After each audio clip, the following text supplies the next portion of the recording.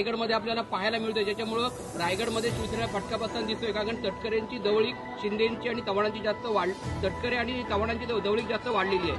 त्यांची आणि कोणाशी पण वाढू द्या, त्याचे आम्हाला काय घेणं नाही आहे.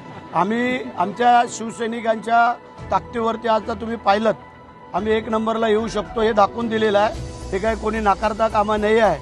जर जिथे आम्ही ताकद दाखवलेली आहे त्याचा विचार समोरच्या लोकांनी करावा, अन्यथा पुढच्या वेळेला आम्हाला विचार करावा लागेल ते आज सांगून टाकतो. चव्हाण आणि तटकरेंची एकत्र आले येण्याची जी वेगळ्या ठिकाणची परिस्थिती वाढली, त्याच्यामुळे शिवसेनेला फटका बसतोय का?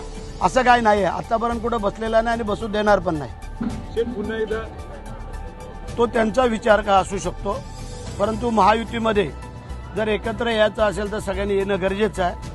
अन्यथा मग पुढे येणाऱ्या विधान परिषदा असतील, लोकसभा असतील, त्यावेळेला पण मग आम्हाला विचार करावा लागेल हे पण तुम्हाला सांगून टाकतो.